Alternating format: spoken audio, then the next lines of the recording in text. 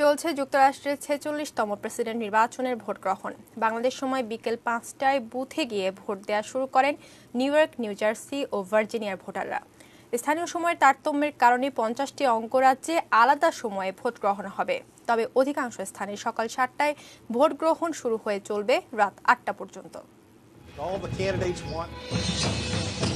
যুক্তরাষ্ট্রের রীতি অনুযায়ী প্রথম ভোট গ্রহণ শুরু হয় কানাডার সীমান্তবর্তী অঙ্গরাজ্য হ্যাম্পশায়ারের ডক্সভিল নচে। সেখানে ভোটের দিন মধ্যরাতে কেন্দ্র খোলার পরপরই ভোটাররা বালসামস হোটেলের ব্যালট রুমে জড়ো হন। সবার ভোট দেওয়া শেষে গণনা হয় ব্যালট, এরপর জানিয়ে দেওয়া হয় ফলাফল।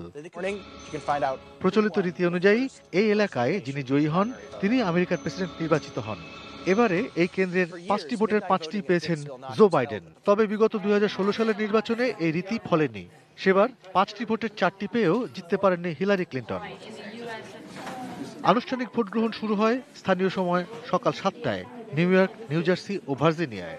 বিভিন্ন জরিপে ট্রাম্পের চেয়ে এগিয়ে রয়েছেন জো বাইডেন। তবে শেষ সময়ের প্রচারে সেই ব্যবধান কিছুটা কমিয়ে এনেছেন ট্রাম্প। বিশেষ করে সুইং স্টেটগুলোতে সেই ব্যবধান খুবই কম। শেষ মুহূর্তে জয় নির্ধারণী দোদুল্যমান রাজ্যগুলোতে তোড়ঝাড় করেছেন দুই প্রার্থী। এই অঙ্গরাজ্যগুলোর ভোটারদের মন জয় করতে প্রচারের শেষ কয়েক ঘন্টা ব্যয় করেছেন ট্রাম্প ও বাইডেন। সোমবার পেনসিলভেনিয়া ও ওহাইও রাজ্য প্রচার চালান বাইডেন, আর ট্রাম্প প্রচার চালান উইসকনসিন, মিশিগান, নর্থ ক্যারোলাইনা ও পেনসিলভেনিয়ায়।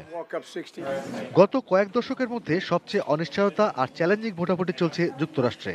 ২৫ কোটি ভোটারের মধ্যে ইতিমধ্যে আগাম ভোট দিয়েছেন ৯ কোটি ৮০ লাখ ভোটার, বেশিরভাগই ডাকযোগে।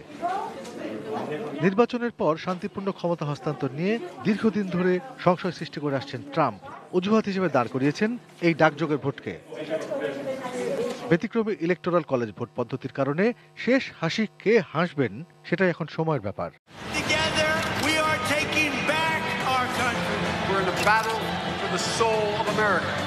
Atul Maitra, desk report, ATN news.